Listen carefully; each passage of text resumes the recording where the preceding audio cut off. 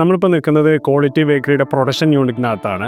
അവിടെ ഉപയോഗിക്കുന്ന ഒരു പ്രൊഡക്റ്റാണ് സ്റ്റീമർ. ഈ സ്റ്റീമറിനകത്ത് അവരെന്തൊക്കെ ചെയ്യുന്നുള്ളതാണ് നമ്മൾ പരിചയപ്പെടുത്തുന്നത്.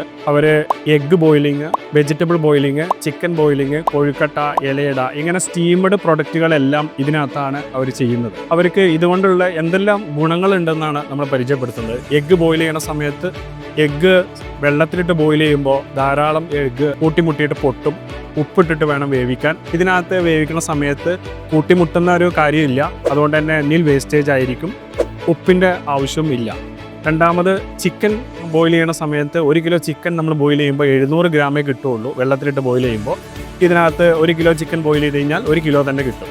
കൊഴുക്കട്ട ഇലയുടെയൊക്കെ ബോയിൽ ചെയ്യുന്ന സമയത്ത് അതിനകത്ത് ഡ്രൈ ഹീറ്റ് വരുന്നതുകൊണ്ട് അതിൻ്റെ അരികളെല്ലാം ഡ്രൈ ആയിരിക്കും. ഇതിനകത്ത് ഫുൾ സ്റ്റീം മാത്രമായതുകൊണ്ട് ക്വാളിറ്റി 100% നല്ല സോഫ്റ്റ് ആയിരിക്കും, നല്ല രുചിയുള്ളതായിരിക്കും.